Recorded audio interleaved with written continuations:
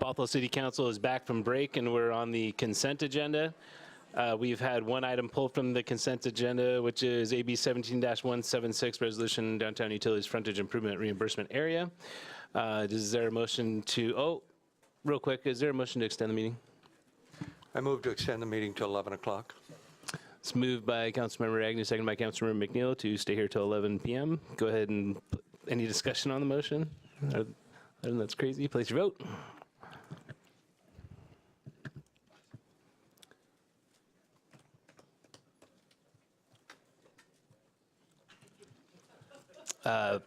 Passes 5-2 with Councilmember Spivey in the negative and Joshua Freed not at the dais.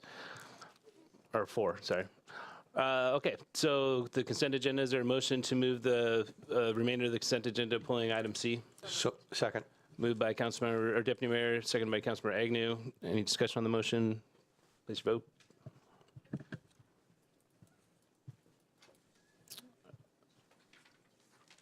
And it passes 6 with Councilmember Freed not at the dais. Next on the, so we pulled agenda item AB 17-176. I believe that was Councilmember Sandberg. You have the floor. Yes, thank you. I pulled this item just to move the move the recommended action as presented by staff. We've had concern expressed to us in the earlier process that maybe not all property owners received notice, and so I just wanted to pull this from the consent agenda and be absolutely clear that this is not something that we're trying to pass in secret.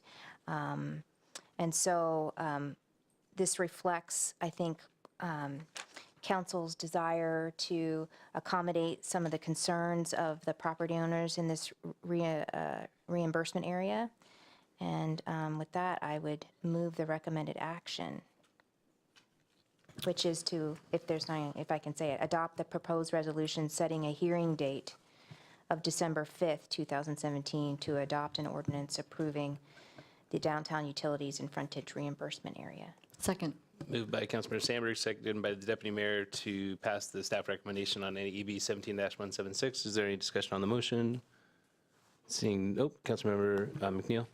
Yes, Mayor, I will be abstaining from this vote as I did in the previous votes. Okay. Any further discussion? Seeing none, place your vote.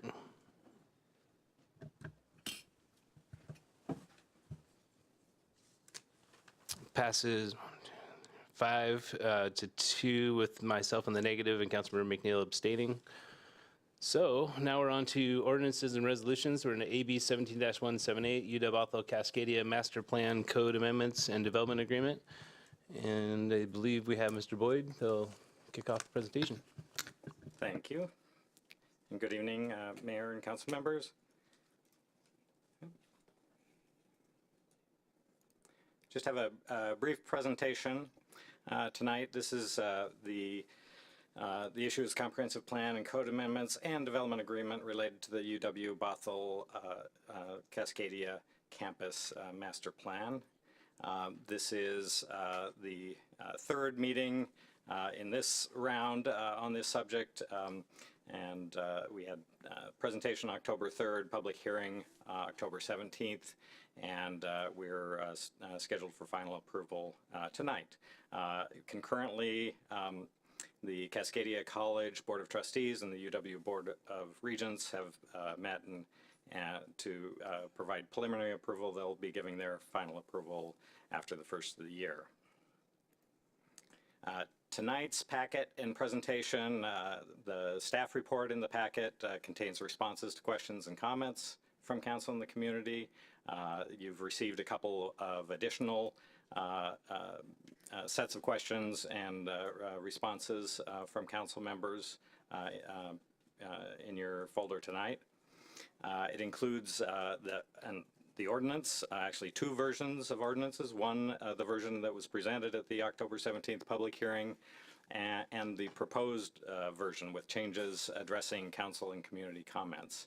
I wanted to make a note that the version that was presented at the October 17th public hearing is attachment 2. but it is incorrectly labeled in your packet and online as attachment 3 on all but the first page of the packet. So I apologize for any confusion that might have caused.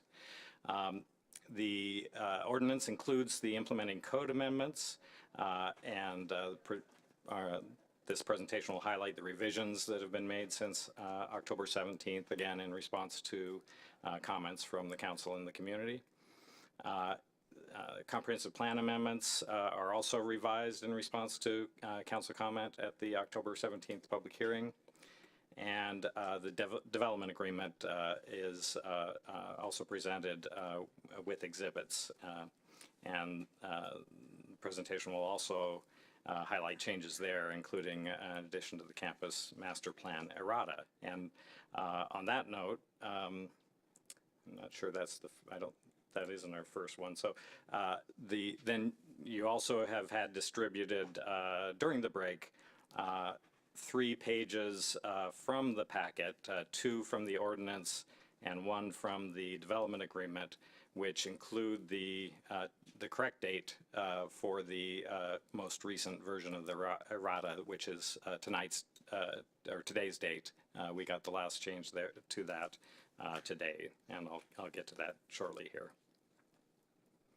So staff report exhibit number 1 includes the PUD condition summary, which and the final item on that was a reference to sports field complex limited use, and with the note that reference is to be added. The text box here on the page from the campus master plan shows the additional language that is going to be added to the campus master plan, just identifying that the current condition is that the sports fields are limited to UW Bothell and Cascadia students for intramural and casual sports activities at the current time. In staff report exhibit 2, there was a request for flow charts about the process, both for under the planned unit development amendment process and under the proposed campus development process. This is the current process with the PUD amendment, and the somewhat simpler process under the normal, generally very similar to the normal development review process for any other project in the city. There is one addition here you'll see in the red text box and notes, and we'll get to this, the details of this a little bit later, but we have added a step for special notification for projects in development areas A and C. And then just for context, this is a flow chart that the campus has provided for their internal design review process, which gets integrated with our development review process. The implementing code amendments, there are basically 4 changes I wanted to highlight.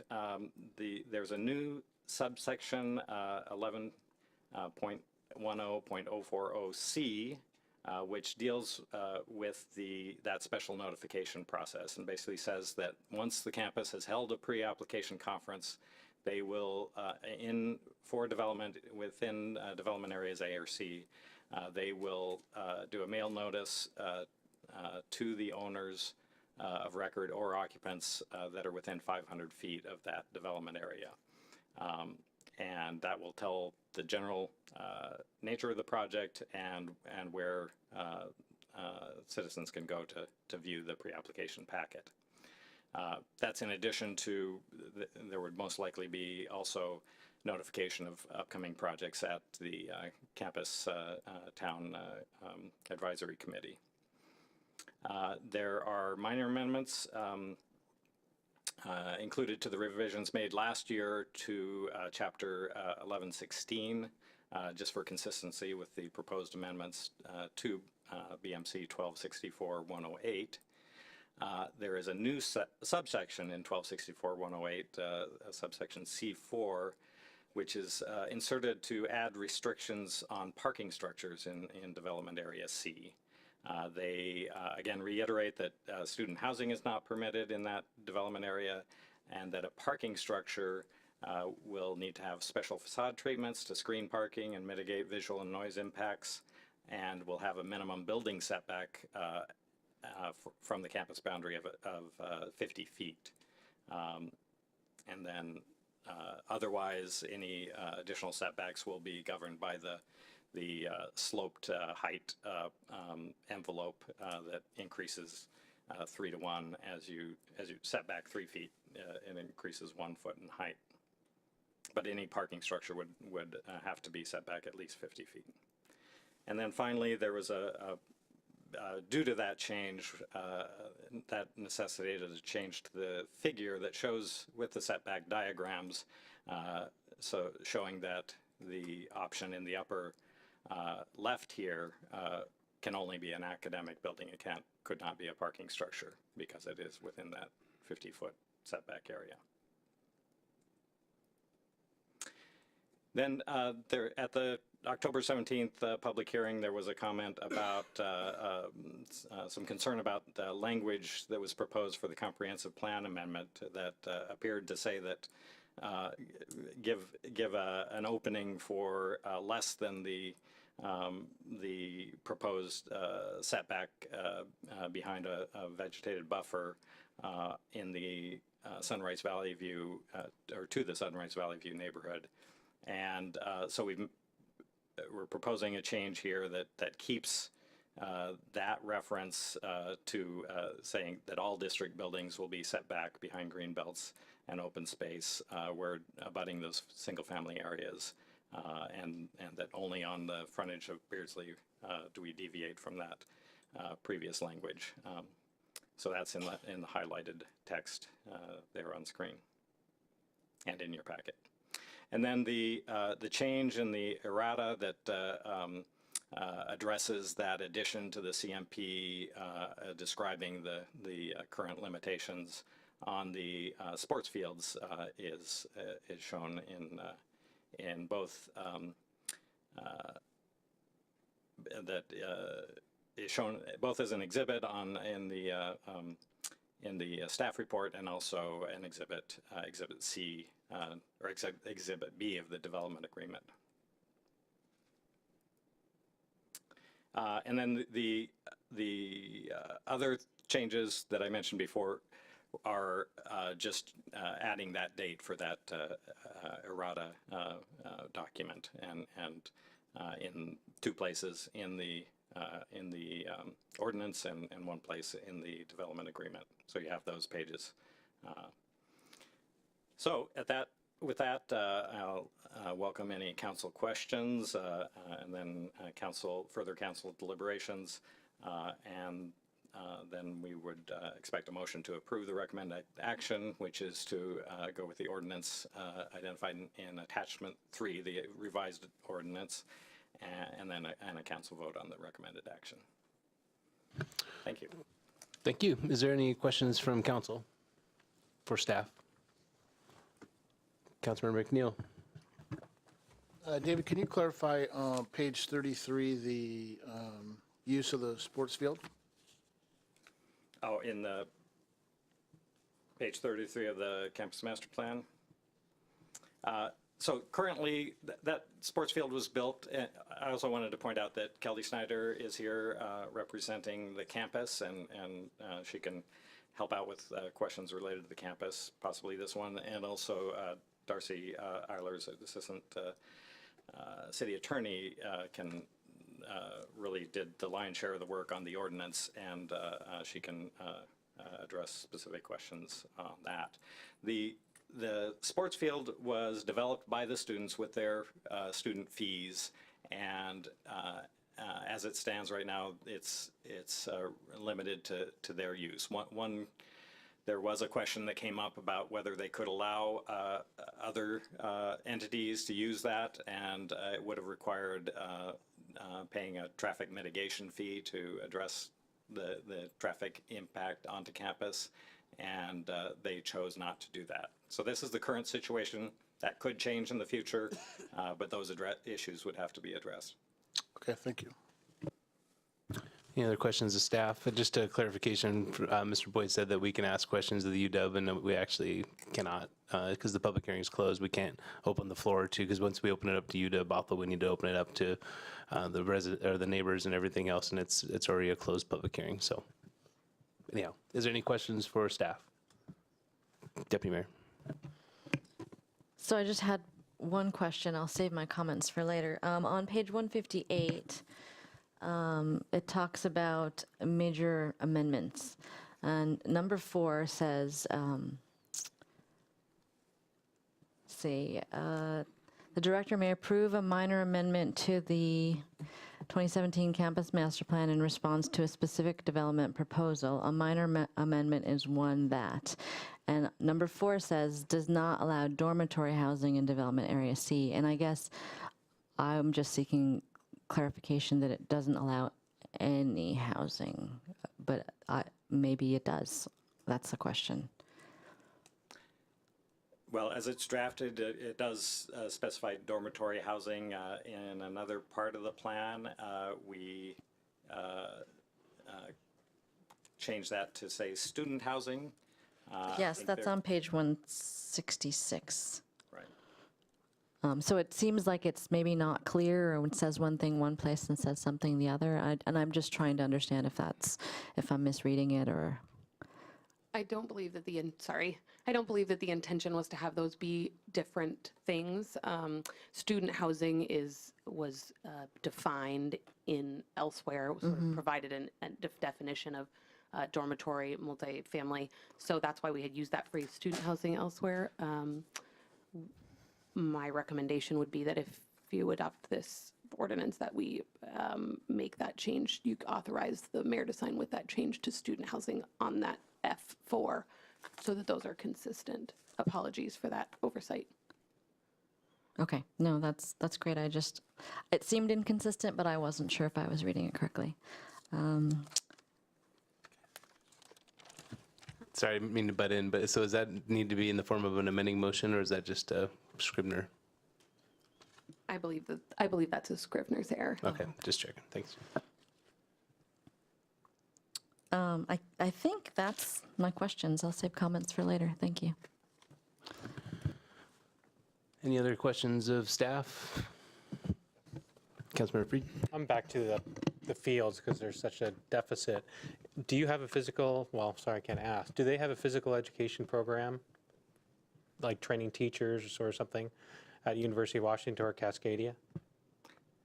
That I don't know. And actually, I'm going to ask for clarification from our legal department. My understanding was that since the campus is the applicant for these code amendments, that they can answer questions like that, but I might be wrong. I believe the campus could provide information about what the campus master plan says because that is their document that the council is adopting. But I don't believe that they should provide a further comment beyond that. Okay, so my basis of comment, David, if you have anything, I just wouldn't want to prohibit students from holding training for maybe kids that are outside of the University of Washington as an opportunity for kids to learn more, because that's a beautiful facility that is not always used. And since we have such deficit, I don't want to have language in here that prohibits certain clubs from going down there of youth and learning from people who are wise on the issues of baseball or softball or tennis or whatever it might be. Do you think that this type of language would prohibit those students from teaching? This is in the kind of history and existing conditions of campus. This is just a statement of what the status is right now. We deliberately chose not to put this in the code or even in the development agreement. Okay. So that certainly is open to negotiations in the future. It would just be a matter of working with the student association and dealing with the any traffic mitigation fees. Great, thank you. Any further questions for staff? Ready for deliberation? Is there a motion? Usually helps to start with a motion. Or not. Okay. Councilmember Freed. Sure. I move we adopt the proposed ordinance provided as attachment 3, which approves the development agreement, adopts the campus master plan as modified by the errata sheet, and adopts related code amendments, including changes following the October 17, 2017 public hearing. Preliminarily approve the proposed downtown sub-area plan amendments, subject to final adoption with the other 2017 comprehensive plan amendments on December 5th, 2017. And I will second that motion. Any discussion on the motion? Councilmember Sandberg? I'd like to make an amending motion. And just for clarity, I provided the series of amending motions for council and for staff, and I assume the UW Bothell or campus representative has a copy of that. It'd be nice if someone could give her a copy of that. It looks like this, and it's a series of 4 amending motions. But my first amending motion is to replace the language in 1264-108C4BI with the language in quotes that I show on the left side of the table. And changing references to the buffer consistent with that, the language on the left side.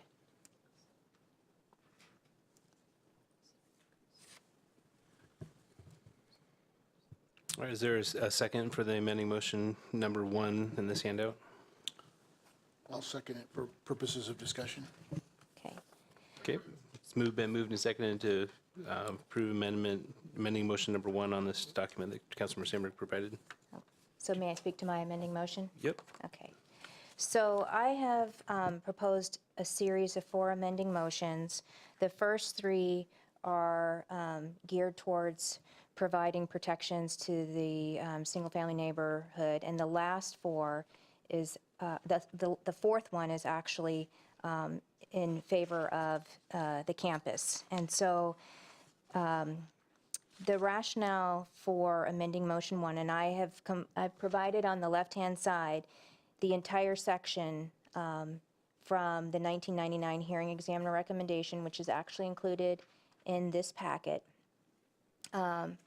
And I want you to note the language that the previous PUD language. It says the landscape buffer adjacent to the parking structure, and they're referring to the one that was in the southwest portion of campus, shall not be less than 30 feet wide within a building setback of not less than 50 feet. The buffer shall have a sufficient evergreen landscape planting to provide a complete visual screen from the adjoining residences to the west. And the campus has previously responded to that particular citation. It was a question raised by a community member and said that, well, that condition only applied to that parking garage against the southwest neighbors. But I would argue that the need for protection is greater now than it was then, given that the gross square footage of the campus is expected and planned to double in size. And I also want to point out there's a subtle change in language. So previous language in the PUD referred to buffer size of not less than 30 feet. Now all the new draft campus master plan language refers to a prescriptive buffer of exactly 30 feet. And I don't think we want to leave that prescriptiveness in. I don't think that putting in language that says not less than 30 feet wide is going to give us anything larger than a 30-foot buffer, but it does give gives room for staff and the hearing examiner to consider additional width if circumstances warrant it. There's also a very subtle language change in the new campus master plan, where now, if you look in section I, they are to screen parking and to mitigate visual and noise impacts. Mitigate impacts, that's completely different from what the protections they were granted, the neighborhoods were granted previously, which was a buffer that provided a complete visual screen. So again, I would say that this protective language that the neighbors were already given and guaranteed and promised in the original PUD, that protective language is being diluted in this current master plan. And because the campus is doubling in size, those protections that were granted back in the PUD process are even more important now.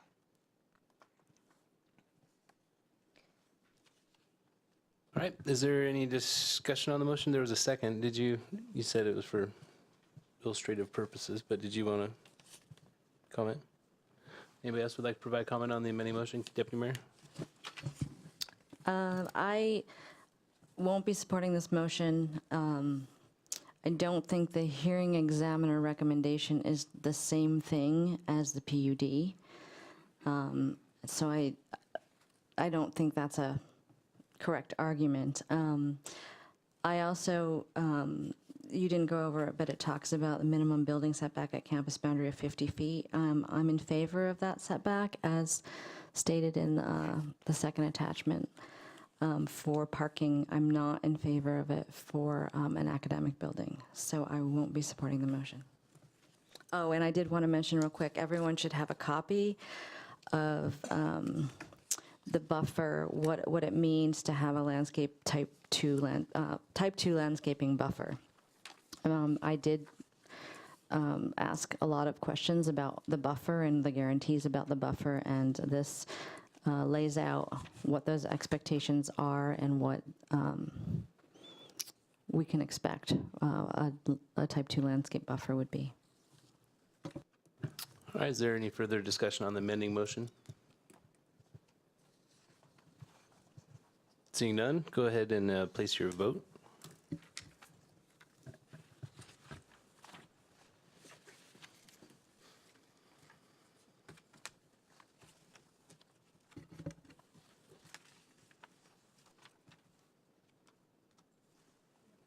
Go ahead and re-vote.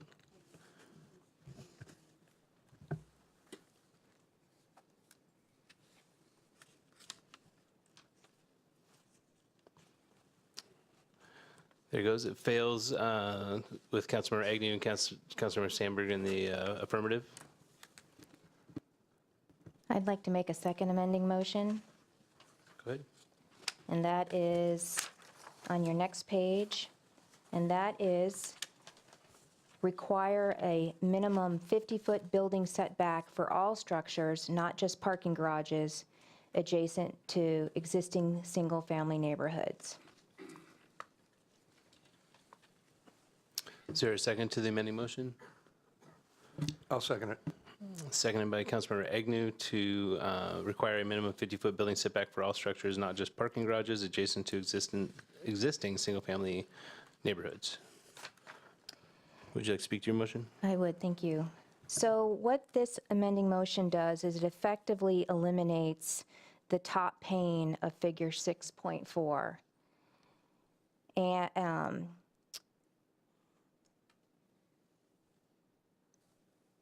And just note that also that, so it eliminates the first figure, but it preserves all the other options.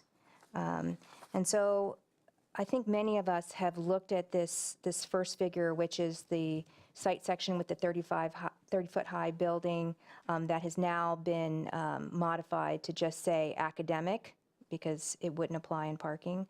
But I think we look at that, or at least I do, I look at that top figure and I think, wow, I'm glad that's not me. I'm glad that residence is not me, because the buffer is very small, the building is very large. And I think if you look at that and you have that gut reaction, I would hope that you would consider that to be a poor planning decision and not honoring some of the original protections to the existing single-family neighborhoods to the west. The top graphic also shows that the building edge can go right to the edge of the prescribed 30-foot buffer.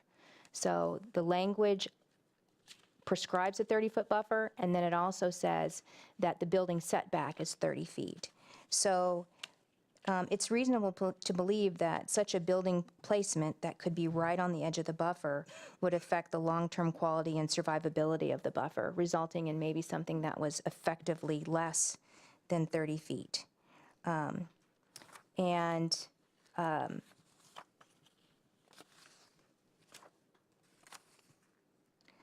I just want to point out again that, you know, the building heights of 45, 55, and 65 feet can still be built in Area C.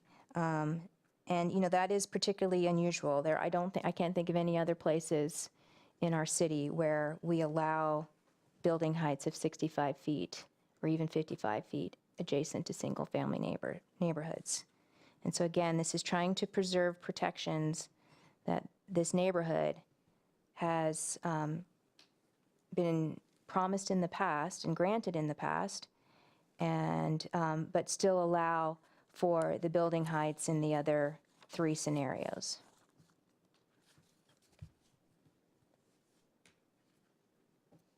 Okay, did you have a second? I'm sorry. Yeah, there was, okay. Is there any discussion on amendment number 2? Seeing none? No? Oh, you do, okay. Councilmember McNeil? Yeah, I just want to clarify something, Mr. Mayor, if you can clarify. So I think I heard Mr. Boyd mention that does not include a parking garage, but in alternate 3, it still states parking. So I just wanted to get a point of clarification on that. Does it mean parking or no parking? There would not be parking allowed within 50 feet. So the first example there on the slide that I showed in my presentation would eliminate parking structure. So should the word parking be stricken from that? It will be. It will be, is okay. in the proposed ordinance, yes. Okay, thank you. All right, any further discussion on the amending motion? Seeing none, go ahead and place your vote.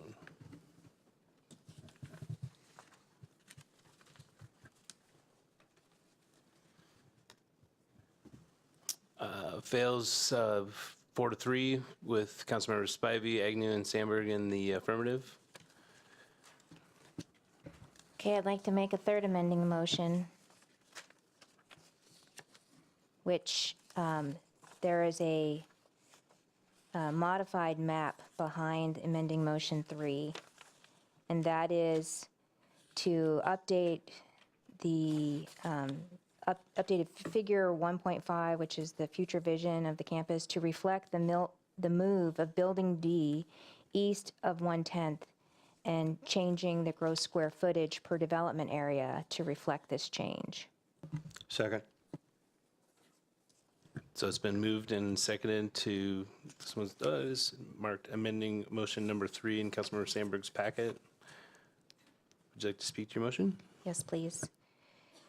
So I would say that all of the comment that we've received has largely revolved around Area C. And the campus has provided a future vision where there was this Building D on the east side of 110th Avenue. And so I just did a little bit of manipulation of that figure. I moved Building 24 ever so slightly east and was able to move Building D right into the location that I've proposed. And again, this is all illustrative purposes only, but I think it demonstrates that gross square footage could be accommodated in the core area. And if to do that, then you have to increase the gross square footage in the core area. So I will note that I put Building D on top of the Truly House, and under the current Campus Master Plan and Development Agreement, the campus is free to demolish the Truly House or move it, whichever suits its needs. But again, the change shows that Building D can be accommodated in the campus core. This change accomplishes multiple goals. using the direct quote from the CMP, it densifies the campus core while maintaining the balance and building of open space. It removes hardly any trees from the original concept. It does not disrupt any current or planned view corridors. It preserves the feathered edge, and it protects existing single-family. I would note that it's important to remember that parking garages are not subject to the square footage limits. So in any scenario for Area C, there could be one or more buildings plus a parking garage. And that's combined with the fact that there are no impervious area limits in Area C. So again, since parking garages are not subject to the square footage limits, they could put them in Area C in addition to the buildings proposed. And so what I did was I took square footage out of Area C, and that's that table, 64,800 square feet, and I deducted that from Area C and added it to Area B so that there would be no net loss in gross square footage. And so then I wondered, well, is 80,000 square feet enough for Area C? And I would note that by comparison, Discovery Hall, which is building 3 in the gray on the map, is 74,000 square feet. And again, although the map is illustrative only, building 24 appears to be smaller than building 3. And also, an area's GSF, or gross square footage, can increase by 10% and still be considered only a minor change. So I think with all of that information, I think you can see that there's still development potential preserved in Area C, that the core can accommodate a building such as Building D. And if in the future that the campus feels that is unworkable, and they need to update the gross square footage in Area C, then all they need to do is apply for a major change. Again, that's better than going through a whole PUD process, but they would apply for a major change in combination with a development proposal. All right, is there any further discussion on the amending motion? Seeing none, go ahead and place your vote.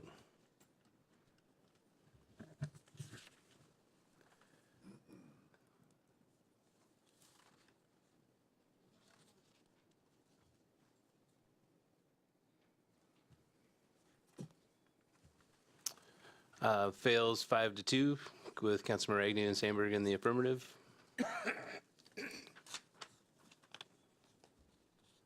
We're back to the underlying motion. Do you want to make your amendment 4?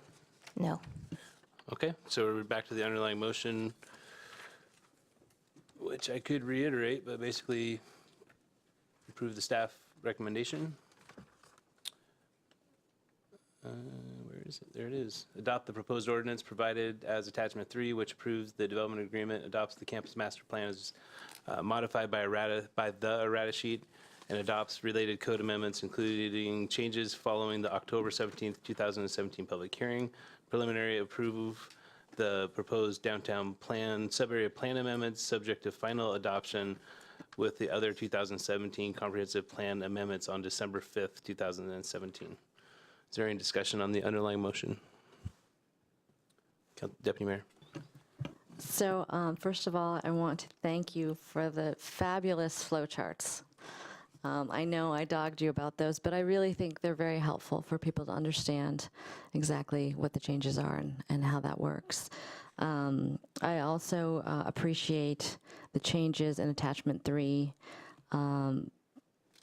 There were some things that I was looking for when we had our last discussion, and I feel like those were addressed. The 50-foot setback change for parking, the pre-app, or I guess 15-day prior to or post pre-app notification. I think that's important, and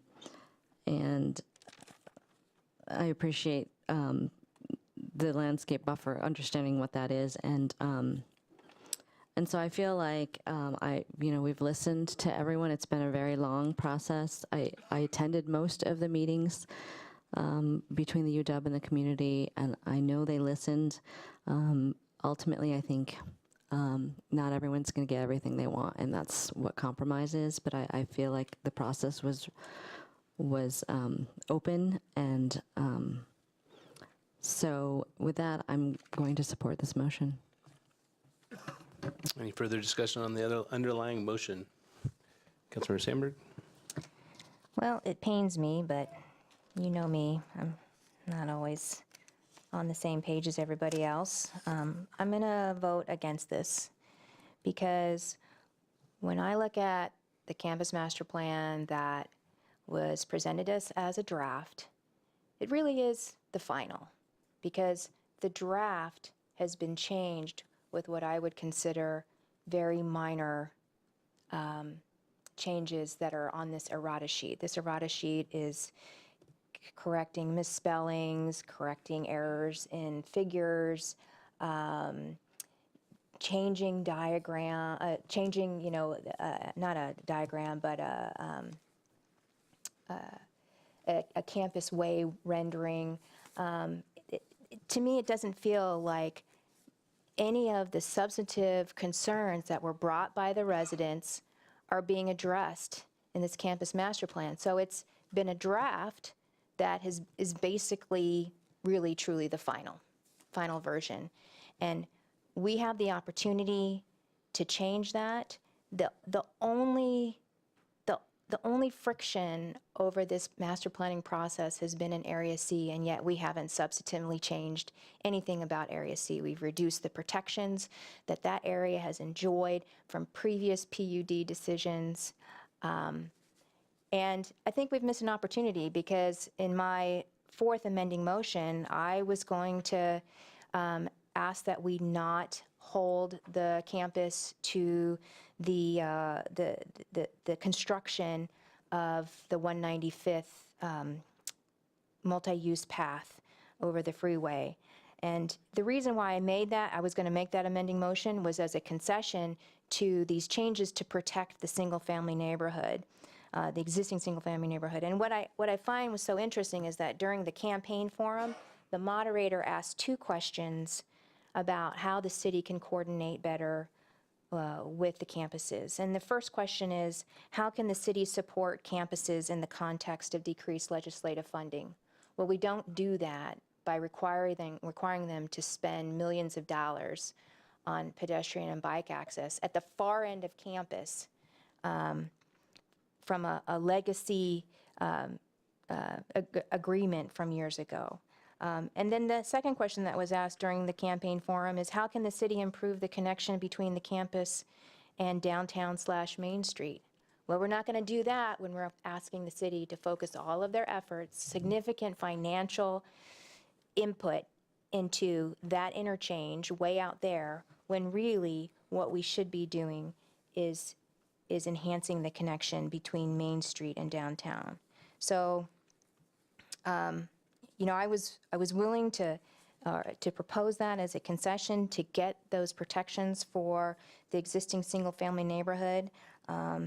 But since, in my opinion, those protections have been erased, and when I look at those side views about the potential for building heights with the setbacks and the buffers that are proposed, I really think, wow, I'm glad it's not me. And I can't approve something when I have that gut reaction. I think that's bad planning. So I think we've gone through this process, and we've called it public engagement, but the changes from the draft that are reflected in this errata sheet don't address meaningful, significant changes that the community asked us for, and only in Area C. All the other areas have received nothing but support from the council and community. I think it's a bad idea to continue to have the campus focus resources up at the campus, up at the interstate, and I think it's a bad idea to step away from the protections that they were granted in previous decisions. So I support the campuses. I think that they are a great, great asset in our community. I wish these changes had been made to make me, embrace this campus master plan, but I can't. Any further discussion on the underlying motion? You guys are quiet. Oh, there we go. Mr. Agnew, Councilmember Agnew. I will not be supporting this motion. I love the UW. My wife and I both went to UW. I've been season ticket holders for over 30 years. But I'm on the dais here to try to protect the citizens, and I don't think the citizens of Bothell have enough protection. We're doubling the campus, as my council member said, Sandberg, who's shortly going to be leaving, and that's sad. But I just can't in good faith pass this. Any further discussion on the motion? So I will be in support of passing everything that's in this motion. I feel like there has been some concessions. I do feel like the UW started off a bit on the wrong foot, and then Cascadia and UW gotten together and they did this master planning process, and there was a lot of meetings outside of coming to the city council. I attended quite a few of those, not all of them. And I think that at the end of the day, the plan as it stood, I was comfortable with. I thought it did have the protections in there. Granted, there's a transition zone between different land uses, and I think we're being respectful of that. And we actually increased it through the city council's touch on the master plan. But I too agree. I also agree with Councilor Agnew that it is important that we do protect the citizens and the residents of this community. But I duly feel it's important for us to make good financial decisions. The University of Washington and Cascadia, they are government institutions. They're academic institutions that everybody in this state pays taxes to fund and support. And so on top of our residents, it's not just the city of Bothell at this point. This is the entire state of Washington. And I kind of looked at this whole thing through that lens. And when when they came out with this master plan, I was seriously impressed. I think it's well done. I think it covers everything it should cover. I don't think it goes on and on. It's clear.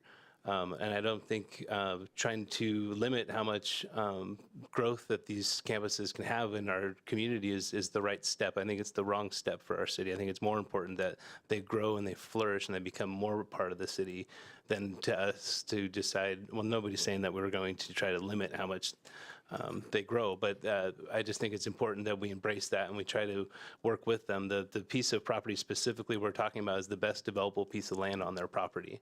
I think there was a number thrown around at the last meeting from the university that was like $12 million of difference if we don't build a building there and build it somewhere on a slope, which most of this site is a hill. It's a $12 million swing, and that's going to be taken by every single resident in the state of Washington. So.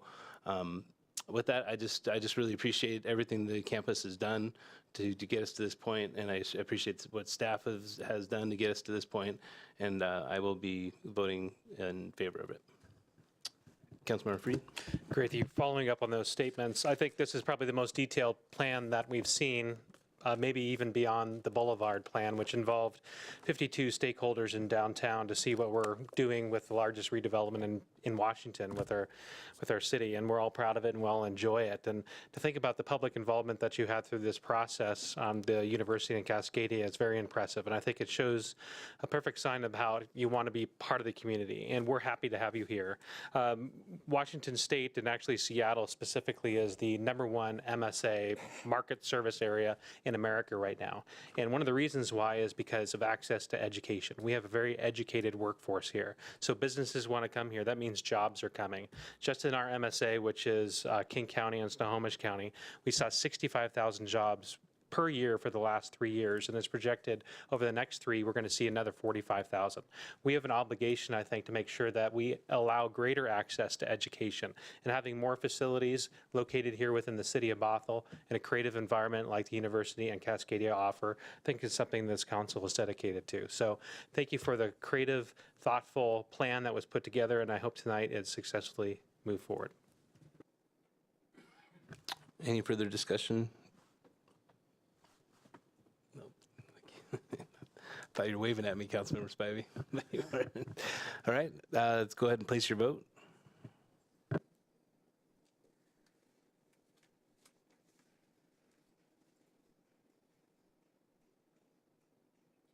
Motion passes 5-2 with Councilmember Agnew and Councilmember Sandberg in the negative. So we're on to AB 17-179, authorize the city manager to execute purchase and sale agreement for the front nine of Wayne Golf Course from Forterra Northwest using an estimated $3.4 million from unallocated park impact funds. And we have Tracy Prokowski. How do you, all right, Prokowski? I thought it was Prokowski. Anyways, she has the floor. Thank you, Mayor, but I'm actually not fussy on the pronunciation, so however it comes out works just fine for me. Bear with me just a moment while I bring up our presentation.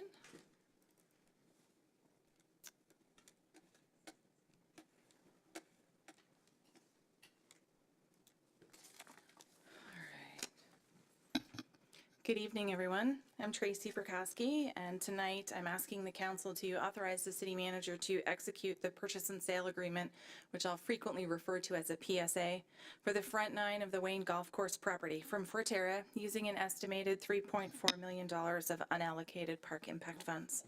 And I'm also seeking some direction this evening on some of the uses of the what we call the back nine property to be able to move forward with a second purchase and sale agreement to be brought to you tentatively scheduled for December 12th. So this, just to help orient us as we think about our property, this is the Sammamish River as seen from the front nine. As I begin, I'd like to just say that this project would not be possible without our community partners. All of us worked very hard and put in countless hours over the past months and years to get us to where we are this evening. And so we'd like to recognize King County, Bothell, and Forterra for their efforts. Just a brief little bit of history for you. Obviously, I can't cover several years in just a few moments, but the community partners banded together to find a solution to try and save the Wayne Golf Course. In 2016, Forterra purchased the golf course under a buy and hold and agreed to hold it through the end of 2018 to allow the city time to finance the purchase. Earlier this year, council directed the city manager to initiate negotiations for the purchase and sale of the property using the staff proposal. And tonight, I'm here before you seeking approval for the purchase for the city manager to seeking approval for the city manager to execute the purchase and sale agreement for the front nine. And as I mentioned, we're tentatively scheduled for December 12th for the council to approve the city manager to execute the purchase and sale agreement for the back nine. So I'm going to start first with talking a little bit about the front nine purchase. So just some general facts. The front nine is comprised of 49.9 acres. You can tell it's getting late in the evening for me. There is an existing conservation easement. I will frequently refer to that document as the 1996 conservation easement, and that's because as I work my way through this presentation, I'll be talking about a number of different conservation easements. That encumbers 45.9 acres, and there's also an active use area combining 4 acres, and there's also water rights from the Sammamish River. I'm hoping, it does work. I just want to give you just some general orientation. So this here is the clubhouse. I apologize that the pictures are a little fuzzy, and that's the parking lot area. When I talk about the active use area and the 4 acres, it basically covers the clubhouse area and the parking lot and a little bit of 2 of the former greens area when this was a golf course. So, the 1996 conservation easement covers approximately 45 acres of land and permits passive recreation with a specific exception for golf. The purpose of this easement was to remove the development rights, and it also protected the view corridor.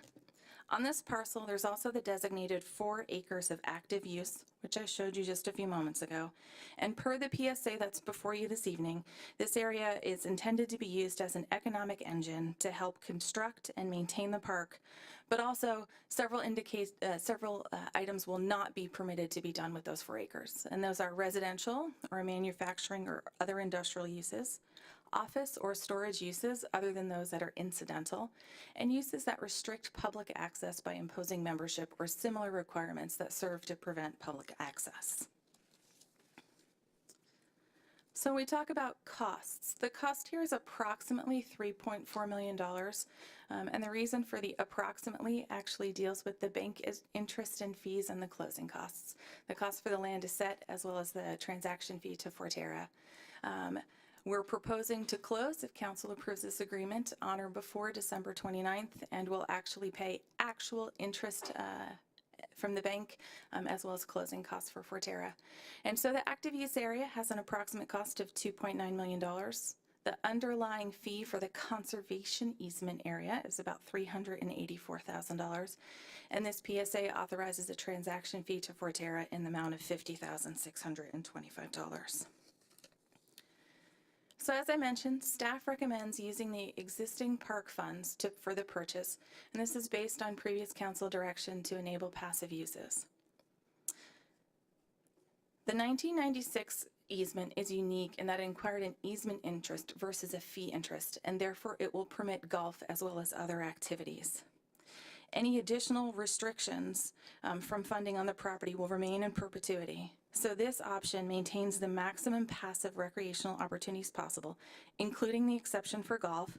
It also allows for pickup recreation games such as flag football, and permits hiking, running, wildlife watching, and also possible water access. In other words, this offers the best opportunity for an economic engine on the front 4 acres. The use of $360,000 of grant funds from CFT, Conservation Futures Trust, and Surfboard, the Salmon Recovery Funding Board, of which $200,000 of that money can be reprogrammed for the back 9 to King County. That's the CFT money to be used on the back 9. And the additional $160,000 may be able to be reprogrammed to the back 9 with permission of the funders. My initial conversations with the state have indicated that that is absolutely possible, as that money wasn't specifically designated in the application for the front 9, but instead was available for any part of the purchase.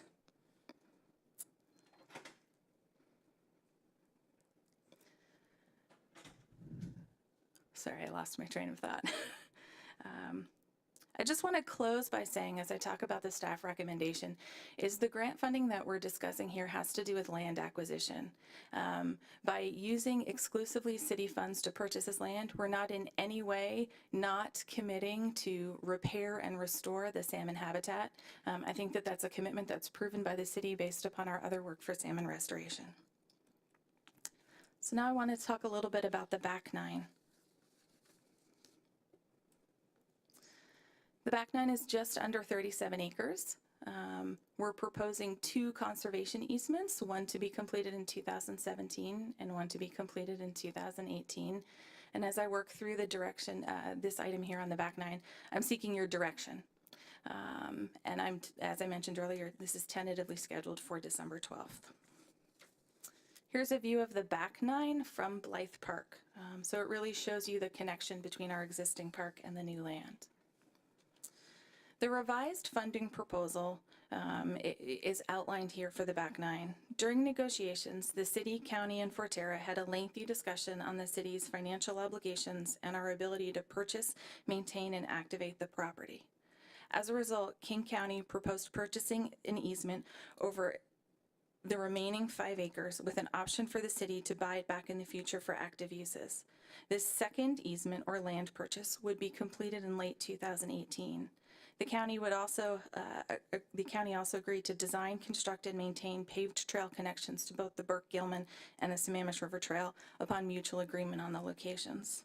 This releases the city from the financial obligations of purchasing the back 9, except for the underlying fee, which is currently estimated to be about $450,000 for the entire acreage of the back 9.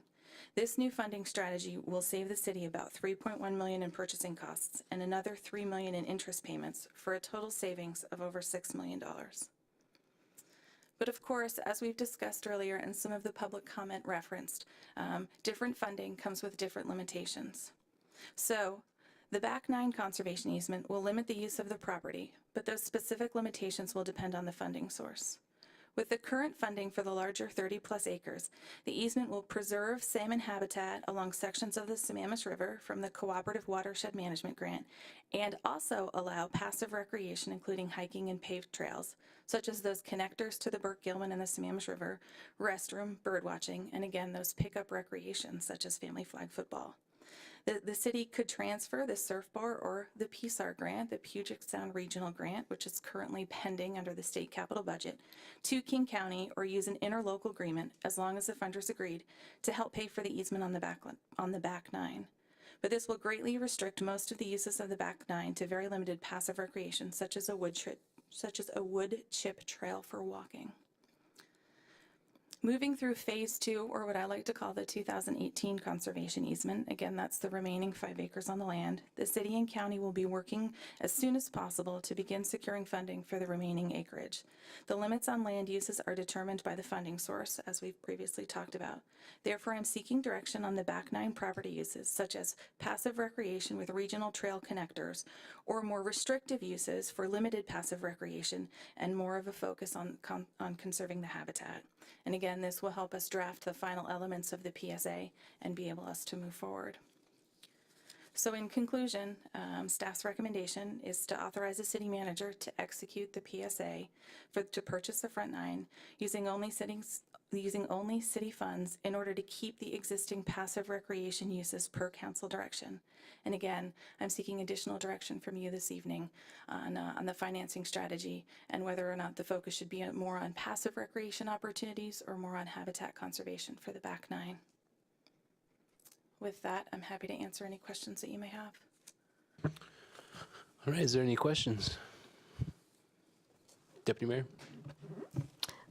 Thank you for that presentation. I had a question regarding the park impact fees. Currently, how much money is available in park impact fees? I'm going to defer that question to our finance director. I think the city manager has it right in front of her, but I think it's 3.4 million. Is that correct?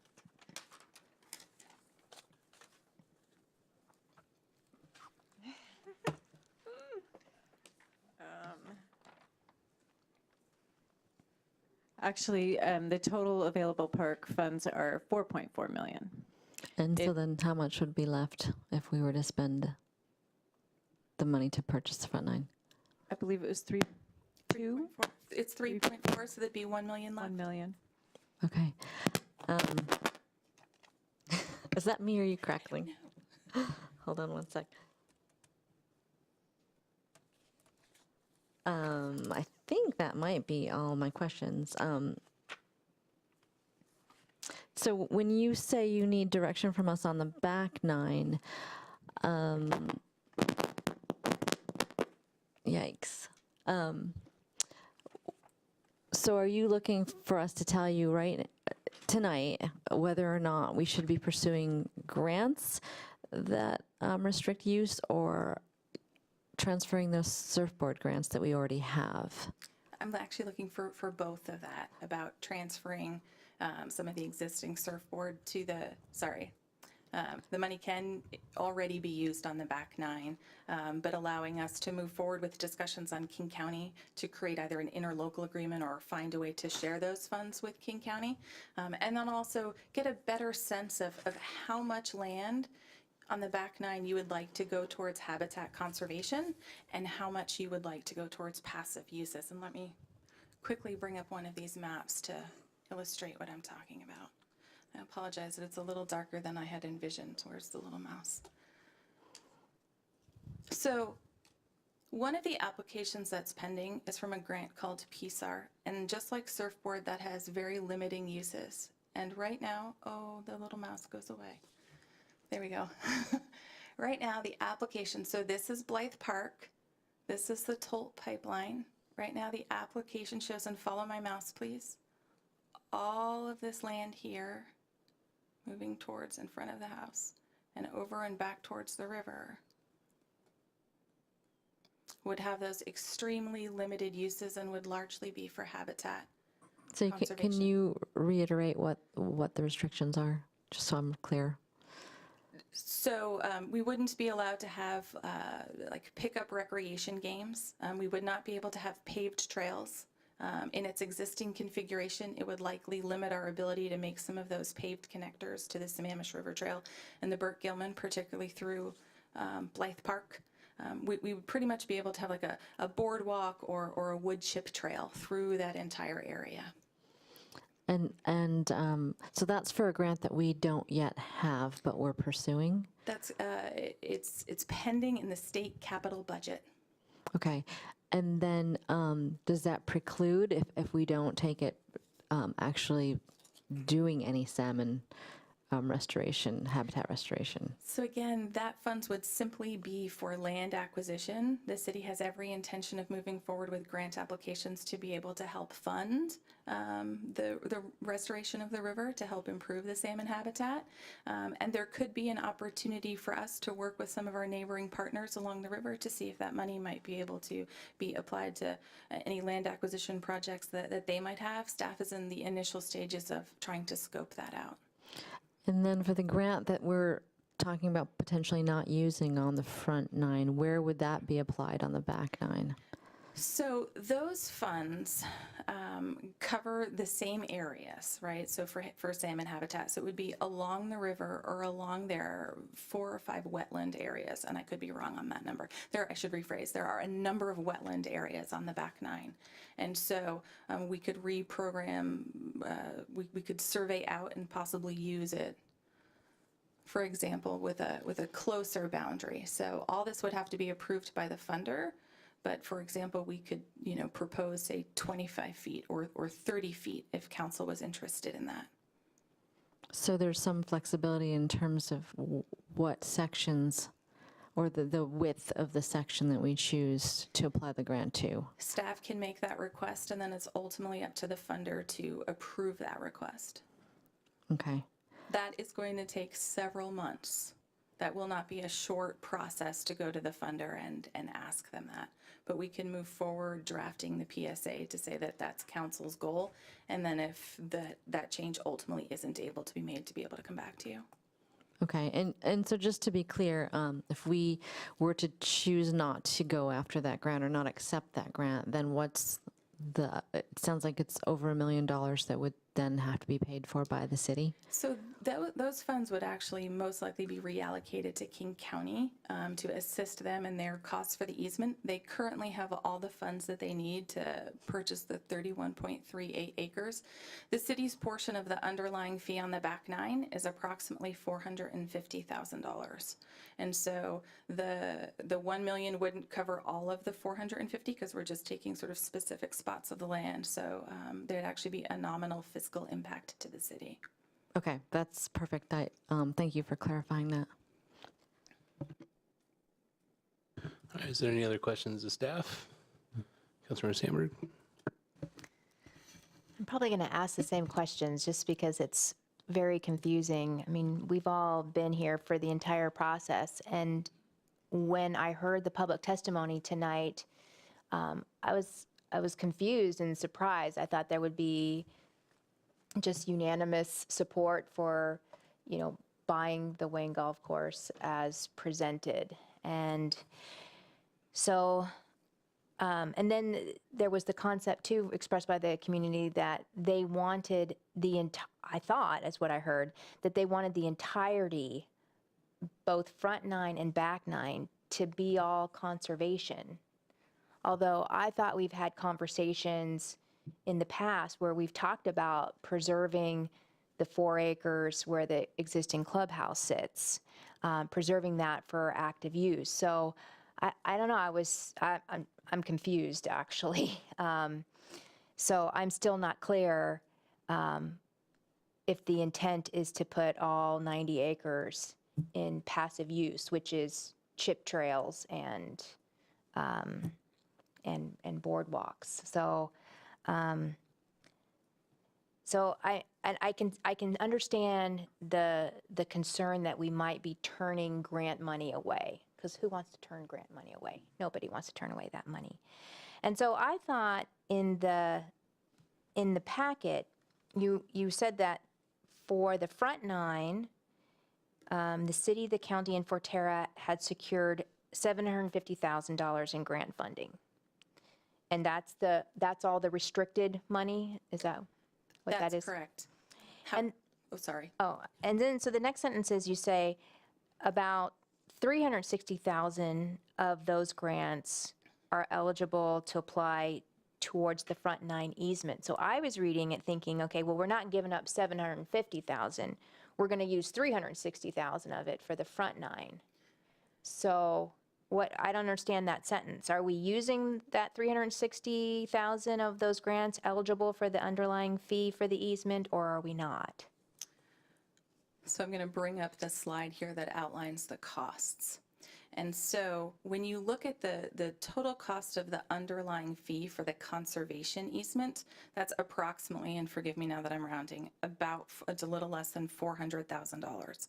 That would be the only potential land that we could apply that grant money to. So in other words, we could never have used the entire $750,000 on the front 9, or else we would have restricted the uses of those, a part of the 4 acres of the active use area. And so that's what I was trying to say as part of that sentence, was that out of the original 750 that was awarded, only 360,000 was a potential to be used on the front 9. And is that in the staff recommendation? No, I'm recommending that we use all existing city funds. But why wouldn't we apply that $360,000 that's eligible? Because then we wouldn't be able to have some of the passive uses on the remaining conservation easement area. And so then we would only be able to have things like wood chip trails versus being able to have, like the hiking, being able to put in some paved trails to do the transportation connectors, to be able to have running areas, those kinds of activities. Okay, so just so I'm clear, you said if we use the $360,000, we wouldn't be able to do some of those passive uses. You meant if we use the $360,000, we wouldn't be able to do some of these active uses. No, the items that I listed for you are considered to be passive recreation. Active recreation is golf, which has a special exception here. Installing a ball field, those things are considered to be active recreation. Okay, I'm still trying to figure this out. If the easement, so the easement allows for a golf course. If we use the $360,000, then towards the easement, we would only be able to get the golf course and passive uses? No, we would only be able to get extraordinarily limited passive uses. So using the $360,000 would in effect limit the potential for a golf course. It would remove that exclusion from the easement. That's correct. It would prohibit that use. Okay. And then, okay.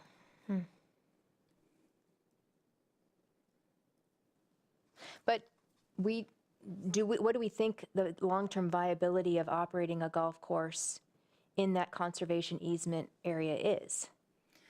As I talked about at the October staff meeting, if council voted to continue to allow golf, I would come back in January or early February with an outline of what that might look like.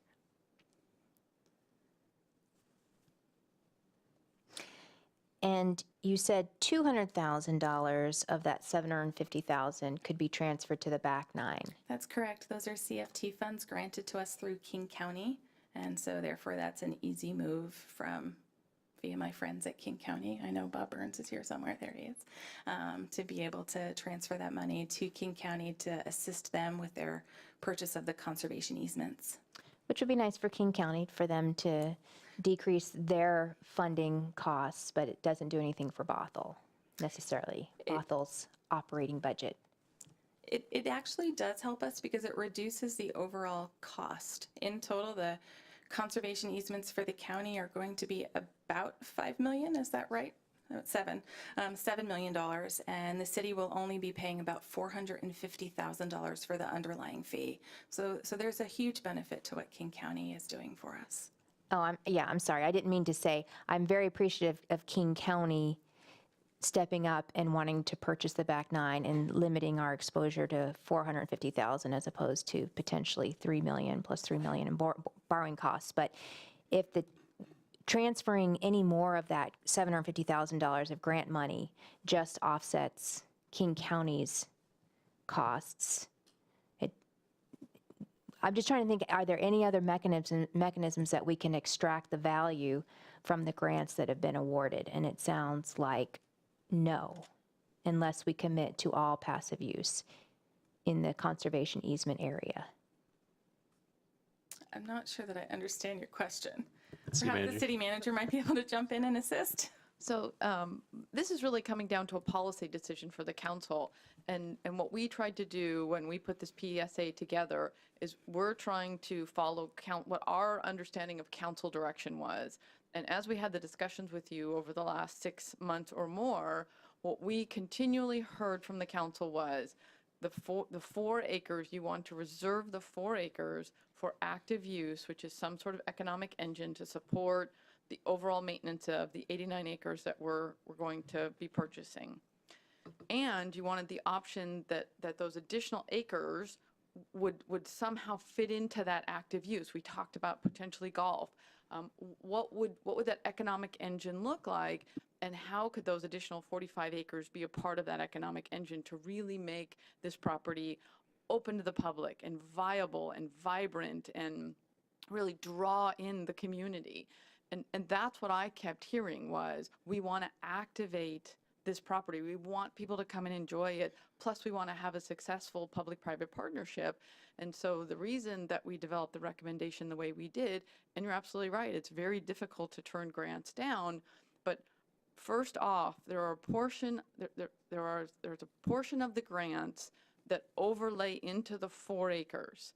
And so based on your specific direction of maintaining those 4 acres for active use and the economic engine, we need to reject that portion, which is $400,000 and $390,000, because they actually would impact the 4 acres and eliminate the opportunity for us to have an economic engine and an active use on those 4 acres, which then leaves the 360.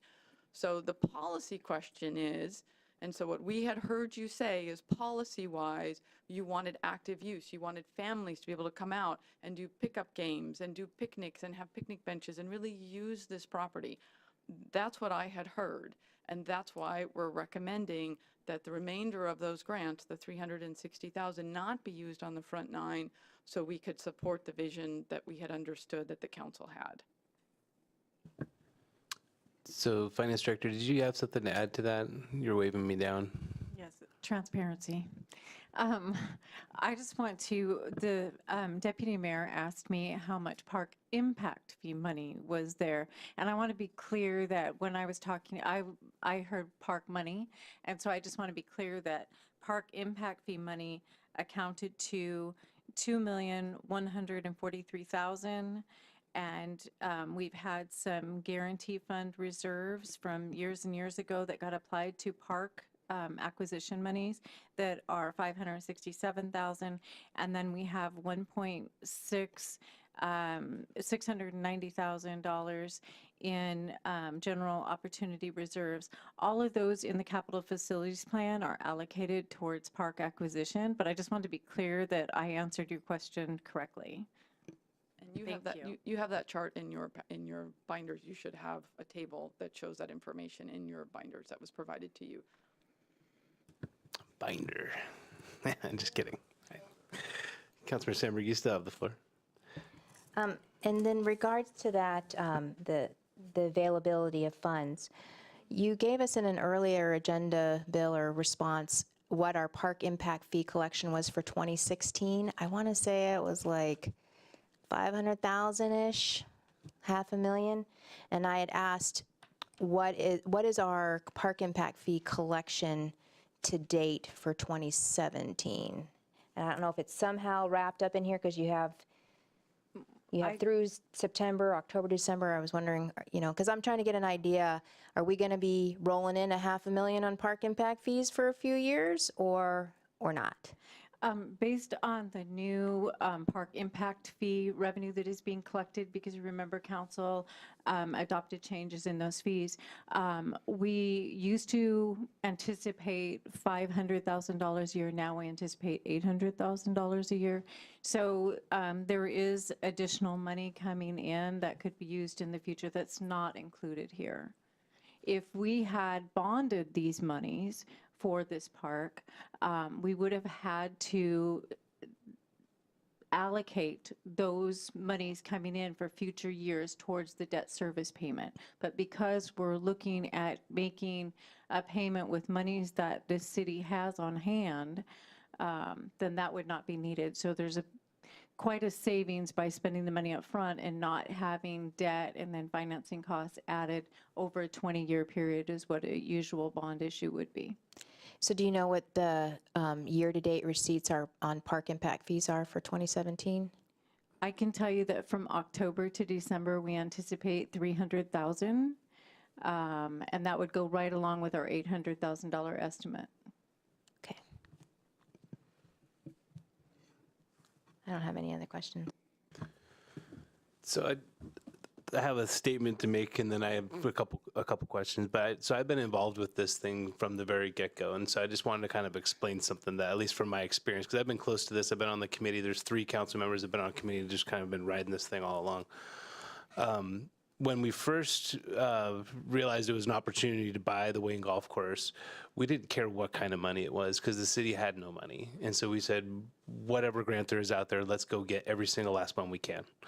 And so we did, and we were pretty successful. The region really stepped up and said, you know, how much do you need? Basically, was the response back. But a lot of the funds are restrictive.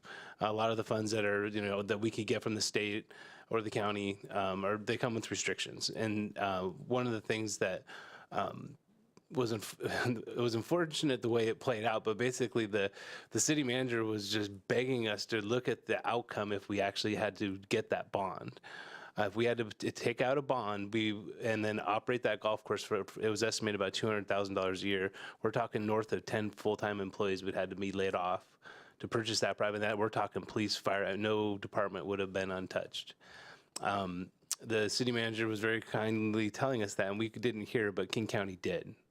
And King County came through in a huge way for us, basically saved us from making what we probably would have done because we feel very committed to doing this, but we would have made probably the wrong decision if we purchased this with bonds. But the county stepped up and really basically saved the city and said, you know what, we'll get conservation easement money to do this. You guys can buy it back when you do have money if you want to do something on the back nine. And so that I just hope that maybe helps with some of the confusion about, like, well, why are you giving grant money back? Well, why would you even apply for money you didn't need, or that kind of thing? Because at the time that we applied for it, we needed that money. We needed it desperately to try to make this whole thing happen. So that was my statement. So the questions I have, but they're mostly for Bob. I hope that's okay. You guys don't mind if Bob Burns gets up to talk. I know he came out here just because I asked him to. And I really wanted to ask Bob on behalf of the King County, just so we understand, if we try to, so this is, I'm on to the back nine. I'm over the front nine. I'm okay. Everything's fine in my mind on the front nine. The back nine, though, I just want to make sure that, so the county does feel like it does have the conservation future funds. If we start giving back some of these more restrictive funds, or not accepting them, I shouldn't say give back, but not accept those funds, are you guys going to be okay to hold up your end of the deal? And so we still have some active use potential, not active, sorry, that's our passive recreational use on the back nine? Yeah, our commitment on the back nine is not contingent on any one pot of grant money. I mean, we want to maximize every dollar, but we also want to enable the city to have some flexibility to be able to blend the different uses that you're contemplating. So no one grant source not materializing is not going to jeopardize our work on the back nine. Because our policy decision, oh, she's gone, the city manager gave us was that we need, oh, there she's over there. You can't stretch, that's not fair. Do we need to make a decision about how much of the back nine will be restricted? And I guess my question would be, that would be dependent on what King County can or can't do. If we say, we don't want that super restrictive grant funding because we want to make a trail connection to the toll pipeline, I think that's huge, to make the Sammamish River Trail connect to the toll pipeline through this property.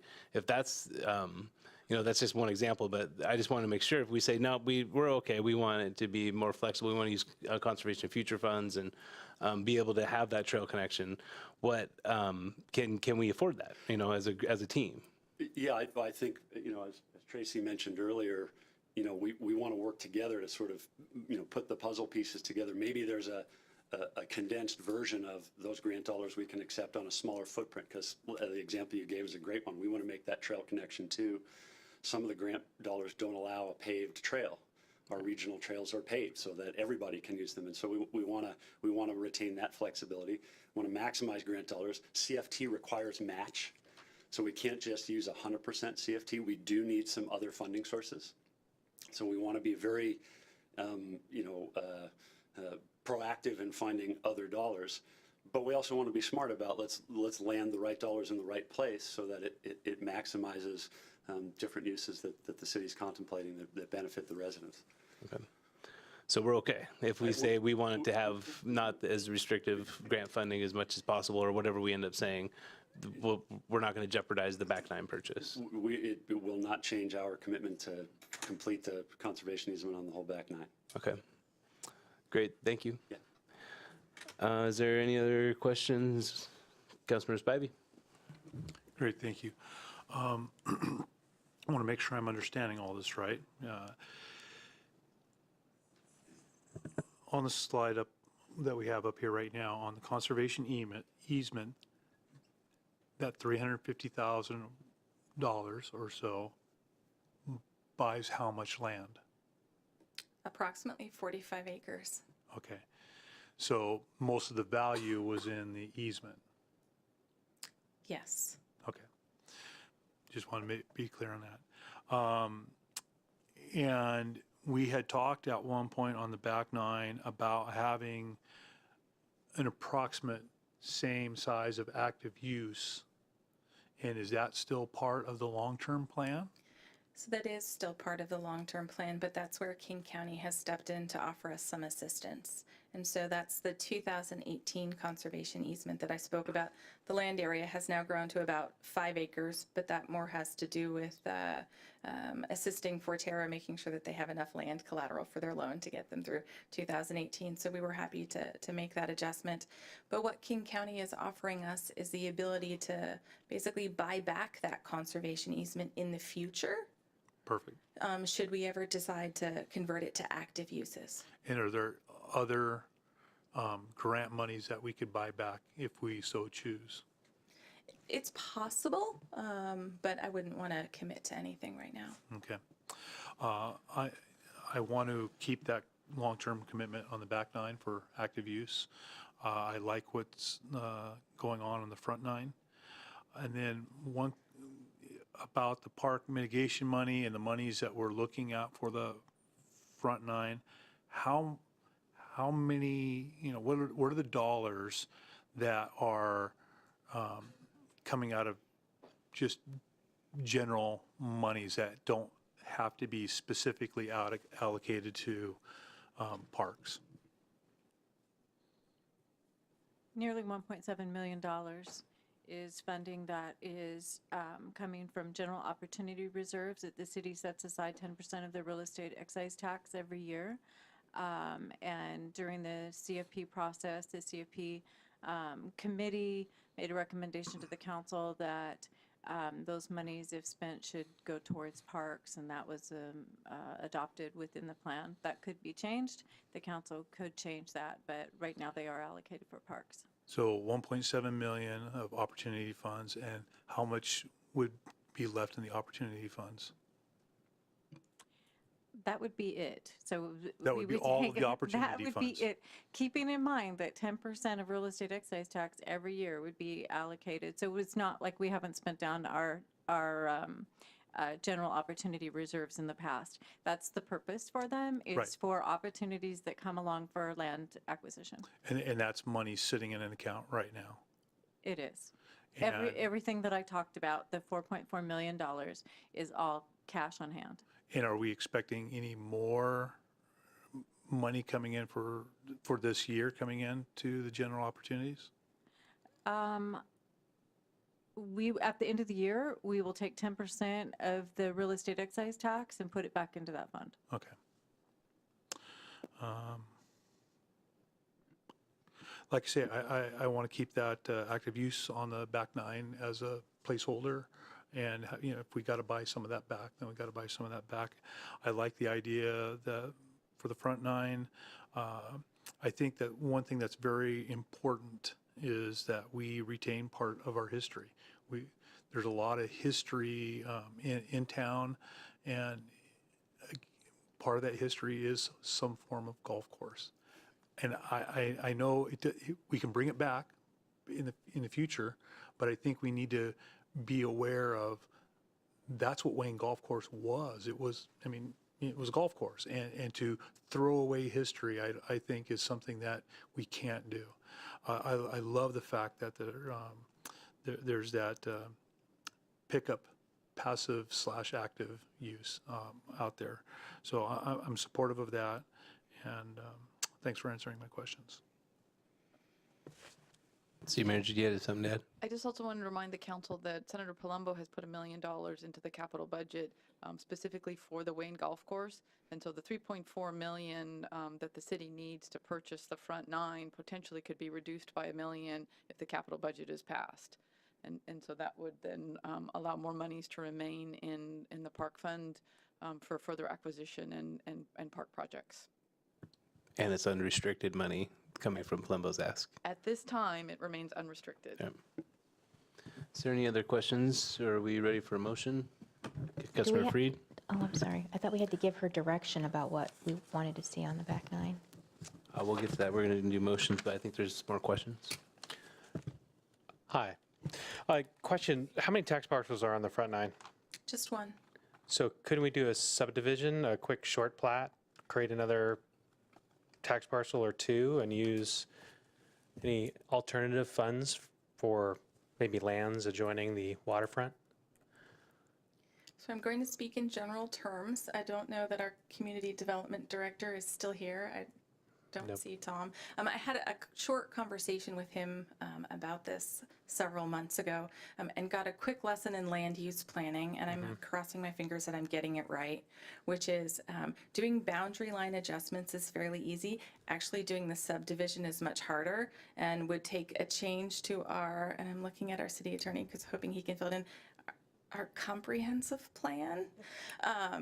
And would have to begin that process in November, would then take a full year to make that change and then possibly be able to create the subdivision. So I hope I've done justice for community development. Interesting. Okay, because the back nine, I think, has like 5 different tax parcels. You Because are the correct. idea in my mind always was, let's use these different funds to allocate toward different tax parcels and to start taking off portions. But for this point, you say it's too late. You look confused, City Manager. What's the? I'm trying to understand what the end goal would be to that, because the grants don't connect to parcels. So I'm trying to listen to the folks that came tonight overwhelmingly saying that they're upset that we're using city funds to pay for the purchase of Wayne Golf Course. They want to see the grants that they've brought forward used Right. for the acquisition of Wayne Golf Course. So if there's Right. grants that can be allocated towards certain tax parcels, then we can not use as much city money. Right. Hold that for another day, say for Snohomish County. So I'm trying to get creative in how we can take down land. And the grants are not connected to tax parcels. So I think that's where my confusion's coming in. It's really the conversation with the granting agencies of how you apply them. The tax parcels don't have a role. But grant money is applied to pieces of land, and legal parcels of land are designated through tax parcels. So I don't understand how that is an accurate statement. So if I could jump in here, council member, what we could do would be to say survey specific areas of a tax parcel, right? And be able to work with a funder to say, We would like, and I'm just throwing out numbers for sake of example, 25 feet from the river to be considered, say, a buffer zone, and would like to apply the grant funding from there. Then you get with a surveyor, you create the legal description within the parcel, and then could possibly do some overlay. I will say that there are some potential pitfalls to that, and that actually comes on the grant management side.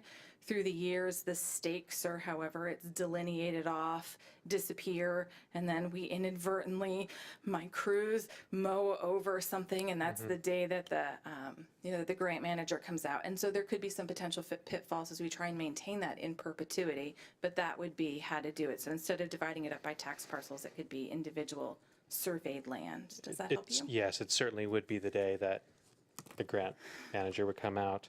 It was just, Councilmember Sandberg, she was concerned as well, saying, why are we at this day when some people were saying buy it and now they're upset we're going with the recommended action, though, because it seems like was what the city wanted, or the citizens wanted. As such, I'd like to move to authorize the city manager to execute the PSA to purchase the front 9 using only city funds, and provide direction to staff after that.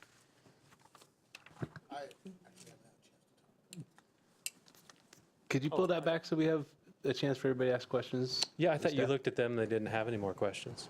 I don't believe so. You go ahead, hit your button there. I know it's late. Thank you for your presentation, Tracy. So can you talk a little bit about the types of grants that we've received, the process of going through those grants, and what you guys have gone through, staff, county, and Forterra, to come up with the dollars? What I'm mainly looking to hear is how much money have we actually raised in grants, and how have we actually looked at applying those grants to the property?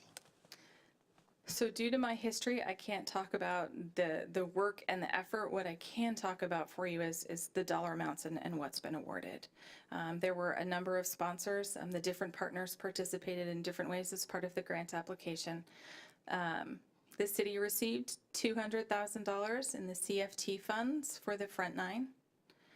And $550,000 in the surfboard for the front 9.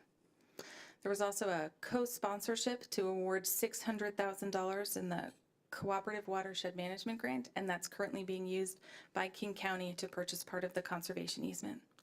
Still outstanding as part of the state capital budget is the $1 million request from State Senator Palumbo and $1 million from PSAR for the back 9. Fabulous. So it sounds kind of like roundabout numbers.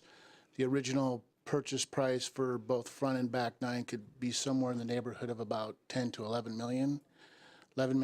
And so far we, through our partnerships, have raised about 5 million. Does that sound about right? So our partnerships with the county, the state, working through Forterra, the different WIRAs, we've brought in about half of what the acquisition cost will be for the property. And I just realized that I left out a huge amount of money, which I don't know off the top of my head, which is the remaining amount of the back 9 conservation easement is paid for through King County park levies and CFT. And I just realized I forgot those on behalf of King County, so my apologies.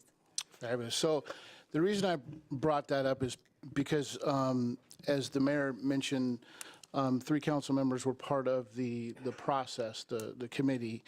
And I think it's important that the rest of the council members hear and understand the process in which we all, the committee went through, the stakeholders, the partners went through to figure out where to apply and how to apply the grants to the property. And the visioning process that we went through, and ensuring that we make sure that we adhere to that visioning process that we went through as a community. And it was interesting hearing from several members of the community tonight, because I think there's a balancing act, and I think we're saying the same thing, but I think that there's a misunderstanding of why we're doing, or why there's a recommendation that the city's making on how they apply those funds. And I think the most important thing for me, and what I've heard from the community being out in the community, is that they do want to be able to use the property. And that has been the ultimate goal from the day that this started, is in perpetuity to be able to make sure the community can use it. Now, with that said, there's also the restoration, which you've mentioned will continue to happen. There's also the making sure that the fish and wildlife, the habitat, that we look at all of those things. So I think we, as a council, as a city, as partners with Forterra, the county, the state, have a fiscal and an obligation and a responsibility to make sure that we look at all of those factors and make sure that we don't put ourselves in a position where we can't go ahead and balance that out throughout in our entire community. So I would say that to me, having gone through that process, I now have a better understanding of how the grants are applied, why we applied for grants a certain way. And I just want to applaud you for all of your work and your hard efforts that you've done since you've been here, everybody else who's been a part of this process, in making sure that we can preserve the entire site for our community in perpetuity. So with that said, since everybody has had an opportunity, I would like to take the opportunity to make a motion that we authorize the city manager to execute the PSA to the purchase of the front 9 using city funds. And I'll second that. So it's moved by Councilmember McNeil, seconded by myself, to authorize the city manager to execute the purchase and sale agreement to purchase the front 9 using only city funds. Is there any discussion on the motion? Deputy Mayor. So I wanted to take the opportunity to thank everybody involved. I consider this probably to be the most momentous moment so far of my time on council. We've gotten a lot of support and from our partners and others who pushed us to make this possible. I want to thank the community, One Bothell, who had the vision, the county and Forterra, who partnered with us to pursue grants, and to the staff who worked diligently to make sure all the necessary pieces were in place regarding the purchase and sale agreement. Particularly want to thank King County for stepping up and realized we were getting in over our heads and saving us. This vote is part 1 of a culmination of several years of partnership. And this is one of those moments that marks a turning point in a city's history, and one that will resonate in the community for years to come. I couldn't be prouder that I'm sitting here now with my fellow council members to make what seemed like a dream a reality, and that will feed the soul of our community for years to come. And with this vote, we are saying yes to hope, to the power of grassroots community movements, to our children, and to our commitment to the values of sustainability and community health. Well said.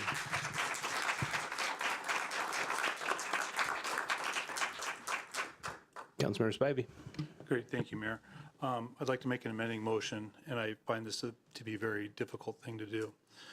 But my amending motion would be that we postpone the contribution of the opportunity funds until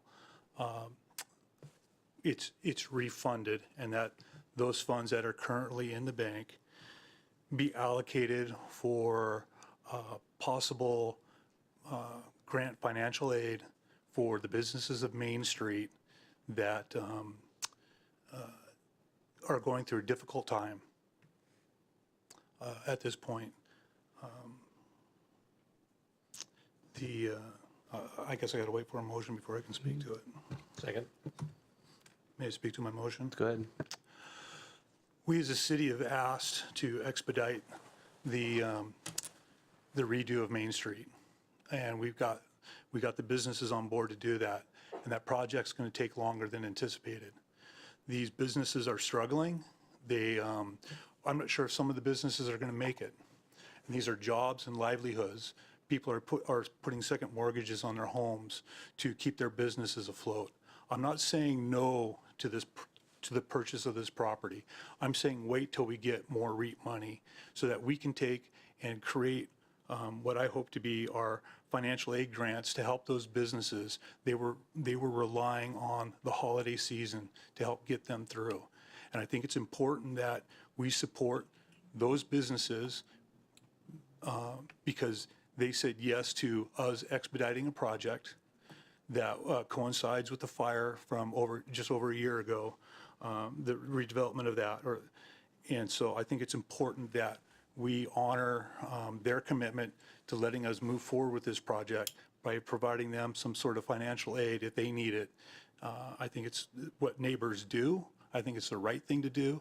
And tonight, I cannot support spending money on a nice to have for people that are struggling, and they did because they agree to do what we ask them to do. I think it's important, and again, as soon as that REIT money comes in, let's buy this property. But I can't not, in good conscience, support a nice to have when these people who generate property taxes for us and sales taxes for us to help buy park land. I cannot support buying the nice to have when we have neighbors that are struggling. So I would encourage my council members to say yes to this when we get more REIT money, and help me direct staff to provide, look at providing some sort of financial aid grants for those struggling businesses. So could staff chime in on I think the color of money might actually matter here. It actually does, and we've been working with the downtown businesses, and this request has come up from a variety of businesses, and unfortunately, state law prohibits the city from granting or giving money to businesses. It's a gift of public funds. I just met with the Chamber Board, today's Tuesday, this morning, and we talked about continued assistance for the downtown businesses. So we had $100,000 in the construction budget. We built the parking lot, the gravel parking lot, for $35,000. We've done tens of thousands of dollars of marketing. We also had a $30,000 bonus in the contract for the contractor to finish by Thanksgiving, which was an enhanced schedule to try to finish early. And he's not able to meet that early completion deadline, and so those $30,000 are now also available. So I talked to the Chamber Board this morning. We talked about additional supportive programs and marketing for those businesses, things like additional lighting, additional marketing and advertising, maybe support through the Small Businesses Administration to see if they can provide services to support these businesses, and also looking for additional grants. So we're doing everything that we can within our power. But sadly, legally, the state does not allow us to give money to the businesses. Can we give low-interest loans? I don't believe that we can loan money to the private businesses. Unfortunately, government is not able to do that.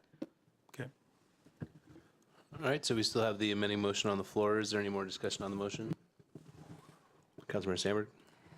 I appreciate Councilmember Spivey's concern for Main Street, and I think it's unfortunate that state law does prohibit us from doing that. I mean, it would be a nice gesture, but I think we are trying to support them, and what we as a community need to do is support them with our business, and like with Country Village, and so I appreciate it when because your sentiment is, we're doing something massive for this area, and yet another area is suffering. And I kind of made that argument earlier with the campus master plan, and so I appreciate your sentiment. Unfortunately, I can't support your amendment, but hopefully we can support Main Street in other ways. Any further discussion on the amending motion? See none, go ahead, place your vote.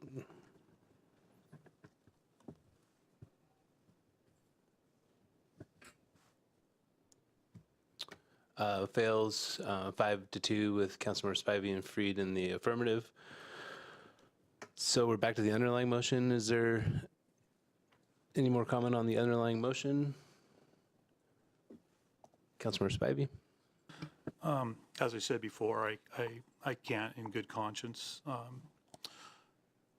support a nice to have when I see other members of our community struggling. So it's not that I don't want to purchase this property. I just can't, in good conscience, give money, spend money when I see our neighbors struggling like that. Councilmember Freed? Yeah, I tried to make the motion tonight because I thought there was no more questions because you asked them. But I tried to make the motion actually to move forward with this tonight because I was supportive. But my heart is heavy tonight as I think about Main Street, and I appreciate you bringing that up. So I will be supporting that. Any further discussion on the motion? Councilmember Sandberg? I also want to thank our community partners. I think the Deputy Mayor did a really nice job. I really appreciate King County coming to our rescue, and that the city manager hammered that idea home, because I was very concerned about going into significant debt to purchase this property. And so thanks to city manager, thanks to King County, and thank you to all of the people who have worked so actively in the community in getting grant money. We really do appreciate that effort.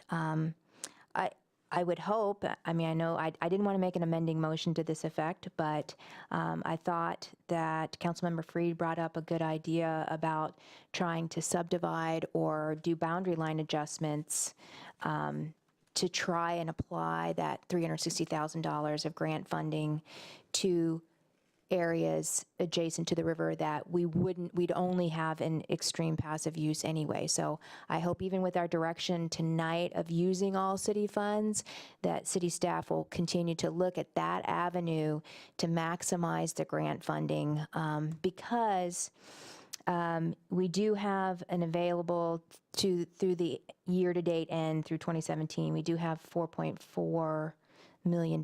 This acquisition will be $3.4 million, plus there's another $500,000 to the purchase in the back nine.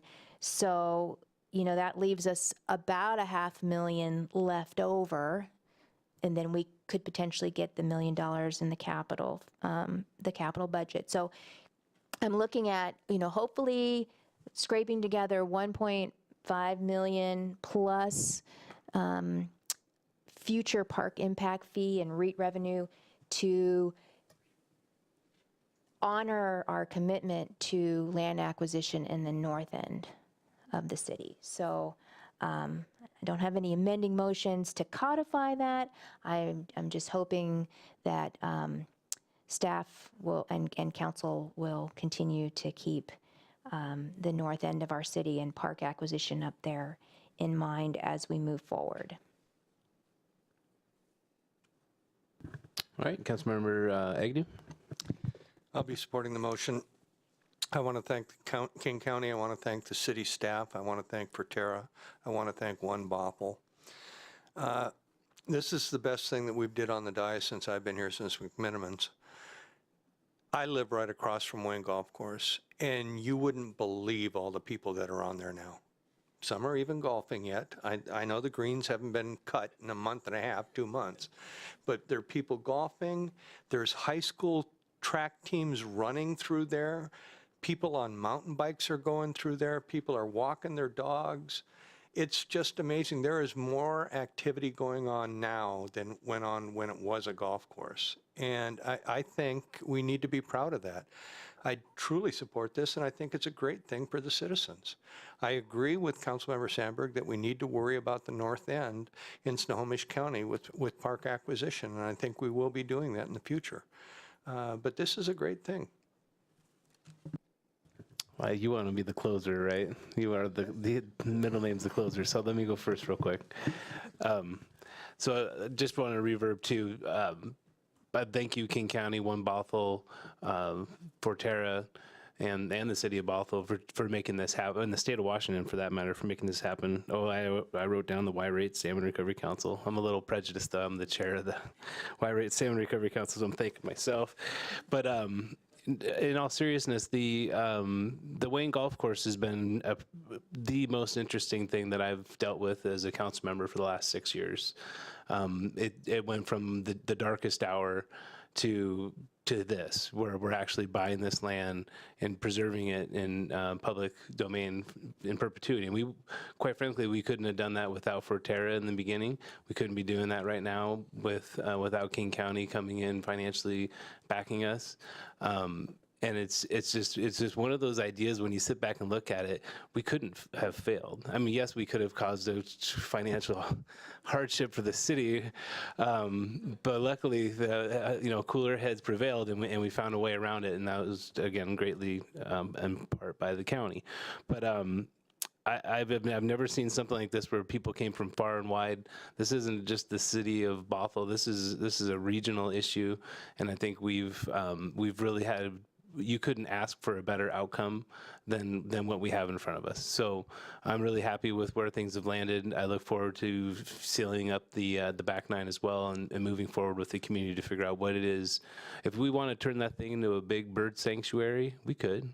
But we also might want to have opportunities for people to have recreation out there too. But we wanted, my whole hope was to preserve our options, not to, we build an open air gun range. That was always the fun one to bring up in the restrictions.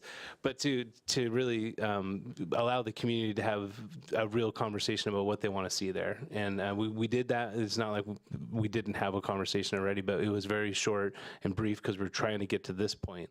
But once the city has it secure, we do plan to go back out and have a public process to figure out, what is it we can do there, what can we afford to do there, and that type of thing. So I'm really looking forward to this. This is one of probably the most important moments in the 6 years that I've sat up here. So with that, we'll hand it over to the closer, Councilmember McNeil. Thank you, Mayor. And council members, for all of your kind words on behalf of this project. When I first started working trying to help acquire the Wayne Golf Course, I met many people, not only in our community here, but regionally, that took us back to 1996 when this all first started, when the county stepped up and put $900,000 in to put a conservation easement and give the city of Bothell the opportunity to buy that park or that golf course in perpetuity for the community. And to sit here today, after all the meetings with the state, the county, I want to thank King County wholeheartedly for everything they've done. All divisions of King County, the parks, our council, Rod Dombowski, Forterra, for all your hard work and efforts and everything that you've done throughout the region. The city, the staff, the endless hours that our staff has put in with Forterra, with the county, going through grants, applying for grants. If you haven't been through that process before, it's amazing to watch how people work. And I will tell you, being on as many committees as I'm on and being out regionally, people notice Bothell for what we're doing here. And we should be very proud of what we've done. We're about to embark on something that's not just a purchase of a golf course to become a park, a regional park, but it's about the future. It's about our kids' kids. In perpetuity, we're going to have this forever now. And the thing that I'm most proud of is to be able to look at that park and say, you know what, we can do salmon habitat restoration. We can preserve it for the coyotes, the deer. There's deer that come across that street all the time. We can get, we heard from What's Up Paddleboard, we can get tours going up and down the river.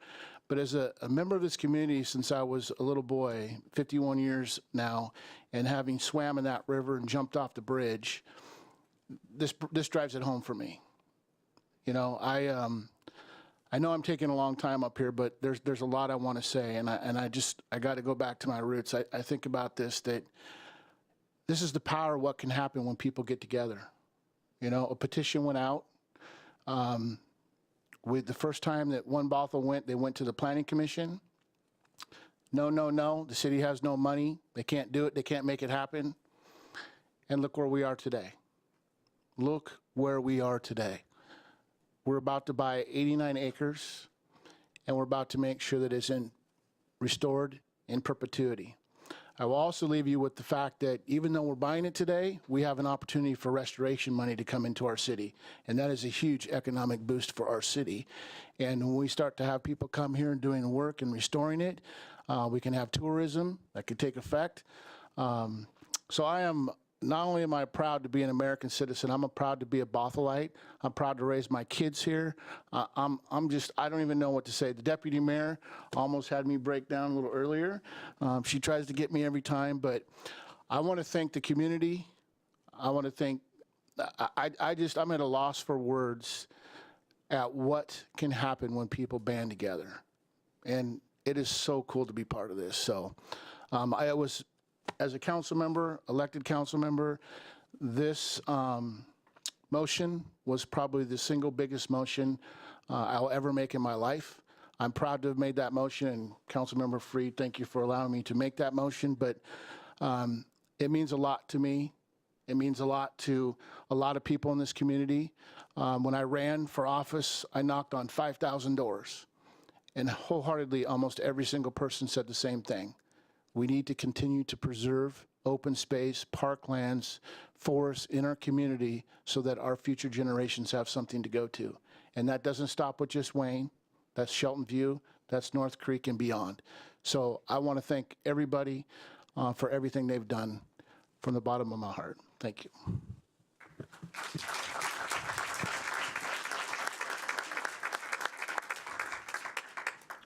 Didn't clap for me. But anyways, okay, so everybody has had a chance to talk. Oh, thank you. Go ahead and place your votes.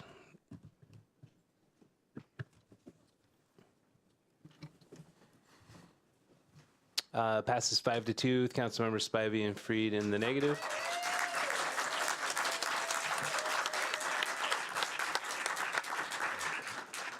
We've got one more part to this agenda item. Did you have something about that part of it? Or I you want to wanted talk to about speak this? to my vote. I hope I explained that it's why I voted no, but I do want to thank my council members and everybody involved for what you've done tonight. Again, my vote is not a reflection of the good work that's been done. And again, I want to thank my fellow council members for the way they voted for various reasons. This is a great thing for the city, but like I said, my conscience weighed on me in a way that I had to be true to myself. So thank you all for your vote. Thank you all for all the hard work you've done. And I'll just leave it with that. Okay, so we got one more thing to do, and we got about less than 20 minutes to do it. So we need to provide direction to staff regarding the financing strategy and use for the back nine.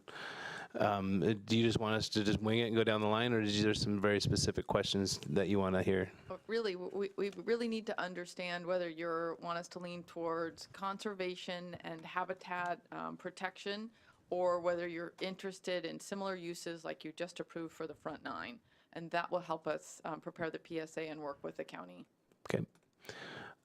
I'll go first. I would like it to be structured and around a similar agreement as the front nine, and especially since King County says they've got the money to look at this word now, that we can still do that without the restrictive grant funding. So, who wants to go next? Councilor Agnew. I agree. I agree as also. I guess I'd like to see a little bit of a balance. Anybody else have input? Councilor Sandberg? Well, I guess it's tempting that if it's all on King County's tab, we just want an amusement park there or something. I don't know, but I thought that one of the proposals was to preserve an option for the city to buy back property like the 4 or 5 acres for active use, like I'm thinking, ball fields. And I'm in general not in supportive of that. I'm supportive of retaining some kind of flexibility to buy the property back for a more active passive use, if such a thing exists. But I think that I would not want to see a ball field per se in the back nine. I am interested in parking because I want people to be able to access this park. So we had talked about parking on the active area, 4 acres on the front nine. In my opinion, there has to be parking on the back nine as well. Because if this is going to be a regional park, it can't just be accessible for the people in the immediate area. It's funny because what I define as passive use and what a granting agency defines as passive use is two completely different things. But I do support paved trails, picnic benches, shelter, a restroom facility, along those lines. Okay, any other input on Councilor Spivey? Yeah, I think there's having that active passive, but I also think that we're the kind of money that we're spending and the fact that there is a flat spot on the back nine, I think we owe it to our youth and our adults that participate in team athletics that they get a piece of this pie too and have that athletic field that we had talked about on the back nine. Great. And I as well would like to have active space. I got 5 kids that are very involved in many sports through the 18 years they've been very active. So let's keep it going in Bothell. All right, that's everybody. Got your direction? Great. Is there a motion to adjourn? So moved. Second. Moved by Councilor Spivey, second by Deputy Mayor. Go ahead, place your vote.